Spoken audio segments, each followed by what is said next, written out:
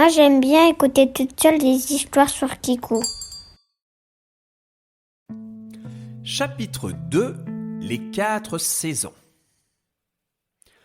Le moment était venu de franchir le seuil de la première porte. Le mage s'était abrité derrière un monticule de carottes pour se protéger au cas où, et le chevalier orange posa sa main sur la poignée. Il tourna doucement le bouton en cuivre et entrebâilla lentement la lourde porte pour découvrir stupéfait « Ah, celle-là, c'est la porte des toilettes. » Le mage sortit de derrière ses carottes et s'approcha du local. « En effet. Bon, eh bien voilà qui est fait. Passons à la porte d'après. » Le chevalier ouvrit la seconde porte et franchit le cadre de bois. Il atterrit au beau milieu d'une prairie complètement recouverte de fleurs multicolores. Un homme se tenait au loin, gesticulant et parlant très fort en rigolant tout seul. Le chevalier s'approcha d'un pas prudent. « Hola, mon bon monsieur, que faites-vous ici ?»« Je suis un conteur de blagues. Vous ne connaissez pas le quartier du Poisson d'Avril ? Tout le monde y raconte de bonnes blagues. Tenez, est-ce que vous connaissez l'histoire je crois que j'ai compris, hein.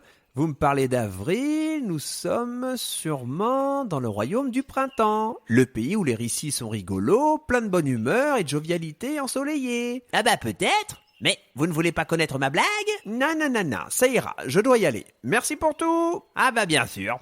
À la prochaine alors. Mais faites attention aux poules.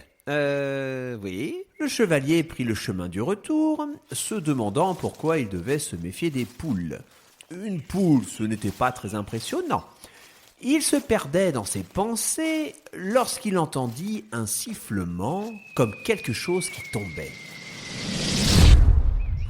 Un énorme œuf en chocolat d'au moins 50 kilos venait d'atterrir à côté de lui. Des bruits de pas monstrueux commencèrent à résonner dans la clairière. Une poule de chocolat de 20 mètres de haut était en train de lui courir après.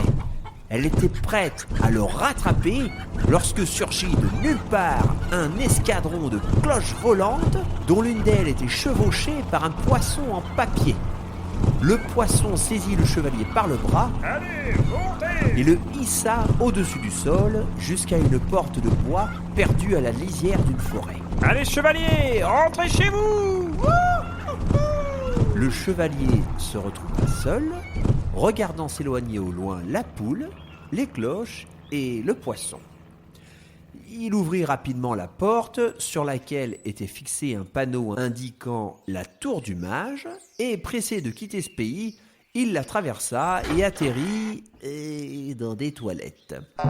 Visiblement, la tempête avait aussi un petit peu dérangé les pancartes dans les royaumes des histoires. Et comme il y a toujours des cabinets à côté des portes de sortie, il allait sûrement tomber à chaque coup dans des WC. Il prit une deuxième porte à côté qui ressemblait beaucoup à celle de son arrivée, remit les panneaux dans le bon ordre et il arriva cette fois dans le phare du mage. Ce dernier l'accueillit chaleureusement. « Ah, te voilà, et entier qui plus est. Alors, qu'y a-t-il de l'autre côté ?» Eh bien, figure-toi que j'étais en plein dans le royaume du printemps. Très joli, hein, mais si tu y vas, guerre aux poules, crois-moi. Bon, je m'en vais ouvrir la troisième porte. Et ainsi fut fait. Le chevalier orange passa le troisième cadre de bois et se retrouva au bord d'une plage.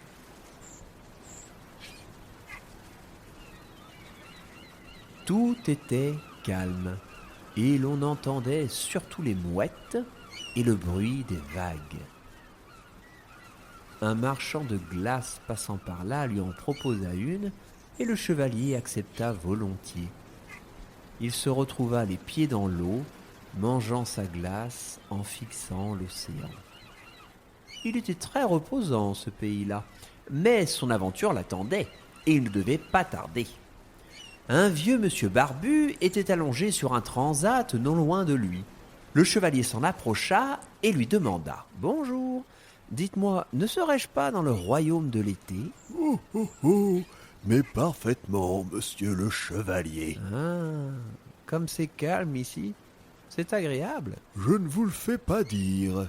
Et maintenant, J'ai une sieste à finir, s'il vous plaît. Le chevalier repartit en direction de la porte d'arrivée, l'ouvrit, tomba sur les toilettes, changea les panneaux et prit la porte d'à côté qui donnait sur la tour du mage. Bien, me voilà de retour du pays des histoires de l'été. Je m'en vais à présent voir ce qui se passe derrière cette porte-là. Et pointant du doigt une des deux dernières portes, il l'ouvrit et s'aperçut qu'il était à présent dans une forêt. La nuit était tombée et le bois était des plus sombres. On se serait cru dans le bois désert. Il avança néanmoins et rencontra 3 sorcières près d'une chaumière. Elles buvaient de drôles d'infusions posées sur une table en forme de citrouille sous un arbre mort. Leurs chaises étaient faites d'os de squelettes et un énorme chaudron bouillait à côté. On distinguait mal leurs visages, éclairés seulement par des bougies posées çà et là, mais elles semblaient des plus laides. Le chevalier s'adressa à elles. « Bonsoir, mesdames. Pourriez-vous m'indiquer où je me trouve, s'il vous plaît ?» La plus âgée prit la parole. Vous êtes dans la plus grande forêt du monde, monsieur le chevalier.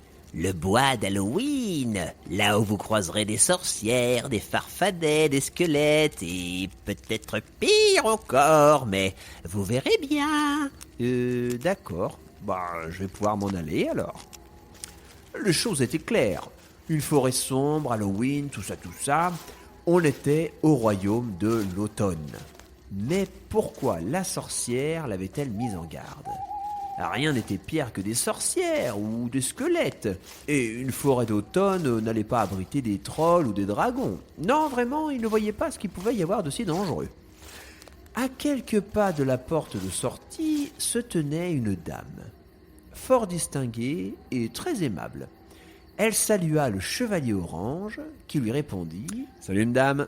La dame lui rétorqua « C'est bonjour, madame. » Oui, bonjour, madame. » Dites-moi, savez-vous combien font 2 et 2 ? Eh bien, cela fait 4, me semble-t-il. Oui, et connaissez-vous les conjonctions de subordination ? Le chevalier commençait à comprendre. Le mois de septembre, c'est aussi le mois de la rentrée des classes. Lui qui adorait l'école d'habitude, il trouvait cette maîtresse-là quelque peu étrange. C'était une institutrice du bois d'Halloween, après tout. Il se dirigea en vitesse vers la porte de sortie, mais la créature pleine de questions le suivait. Si vous n'avez pas les réponses à mes questions, ça va barder pour vous. Pendant qu'elle interrogeait le chevalier orange, elle se métamorphosait en une créature hideuse et gigantesque. Notre héros ne pouvait plus accéder à la porte magique. D'un autre côté, c'était sûrement une fois de plus la porte des toilettes. Il lui fallait néanmoins se débarrasser de ce monstre. Je vais vous manger tout cru si vous faisiez n'importe quoi. Le chevalier sauta sur l'occasion. Oh là là là là, la faute! On ne dit pas vous faisiez, on dit vous faites. À ces mots, la bête se rabougrit, diminua de taille et devint toute ridicule. Le chevalier l'attrapa, ouvrit la porte magique, jeta la créature dans les toilettes et tira la chasse et bon débarras. Voilà. Il remit une fois encore les pancartes dans le bon ordre et prit la porte d'à côté pour entrer à la tour. Bigre, celle-ci n'était pas de tout repos, mais nous savons à présent que c'est la porte de l'automne. Ne reste plus que la porte de l'hiver. Le mage l'applaudit. Bravo, bravo. Tu as tout remis en ordre. Je te remercie 1000 fois. Viens, allons prendre un repos bien mérité. Mais le chevalier orange semblait ne pas vouloir en rester là. Cette petite visite des royaumes des histoires l'avait beaucoup amusé, et il se demandait vraiment à quoi ressemblait le pays de l'hiver. Je crois que je vais faire un tour derrière la porte de l'hiver. Et sous l'œil amusé de son vieil ami, notre héros traversa la dernière des portes magiques.